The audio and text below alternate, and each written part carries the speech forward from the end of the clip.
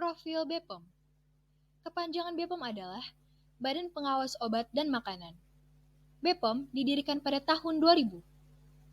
Kepala BPOM saat ini yaitu Penny Kusumastuti Lukito. Alamat kantor pusat BPOM saat ini adalah Jalan Percetakan Negara, nomor 23, Jakarta 10560. Dasar hukum berdiri BPOM yaitu 1. Pasal 4 ayat 1 Undang-Undang Dasar Negara Republik Indonesia tahun 1945. 2. Undang-Undang Nomor 5 tahun 1997 tentang psikotropika. 3. Undang-Undang Nomor 39 tahun 2008 tentang Kementerian Negara. 4. Undang-Undang Nomor 35 tahun 2009 tentang narkotika. 5. Undang-Undang Nomor 36 tahun 2009 tentang kesehatan. 6.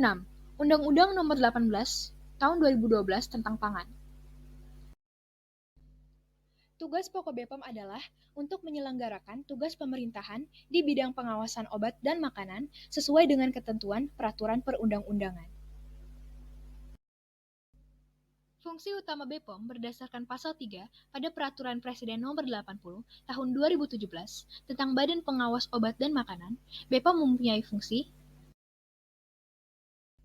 dalam melaksanakan tugas pengawasan obat dan makanan. BPOM menyelenggarakan fungsi penyusunan kebijakan nasional di bidang pengawasan obat dan makanan, pelaksanaan kebijakan nasional di bidang pengawasan obat dan makanan, penyusunan dan penetapan norma, standar, prosedur, dan kriteria di bidang pengawasan sebelum beredar dan pengawasan selama beredar. Pengawasan sebelum beredar sebagaimana dimaksud pada ayat 1 adalah pengawasan obat dan makanan sebelum beredar sebagai tindakan pencegahan untuk menjamin obat dan makanan yang beredar memenuhi standar dan persyaratan, keamanan, khasiat atau manfaat, dan mutu produk yang ditetapkan. Pengawasan selama beredar sebagaimana dimaksud pada ayat 1 adalah pengawasan obat dan makanan selama beredar untuk memastikan obat dan makanan yang beredar memenuhi standar dan persyaratan keamanan, khasiat atau manfaat, dan mutu produk yang ditetapkan serta tindakan penegakan hukum. Fungsi pelaksanaan teknis BPOM. 1. Penyusunan rencana, program, dan anggaran di bidang pengawasan obat dan makanan. 2. Pelaksanaan pemeriksaan fasilitas produksi obat dan makanan. 3. Pelaksanaan pemeriksaan fasilitas distribusi obat dan makanan dan fasilitas pelayanan kefarmasian. Penilaian kinerja lembaga BPOM. Di masa pandemi ini, BPOM berperan besar dalam pemulihan Indonesia ke keadaan normal, terutama dalam pengawasan vaksin dan obat yang akan diberikan ke rakyat NKRI. Di awal tahun 2021, terdapat kasus kontroversial yang beredar di berita Indonesia tentang sebuah perdebatan di Kompleks Parlemen antara Komisi 9 DPR RI dan Kepala BPOM. Beberapa anggota DPR meminta BPOM untuk mempercepat proses penelitian vaksin Nusantara agar dapat diluncurkan ke masyarakat.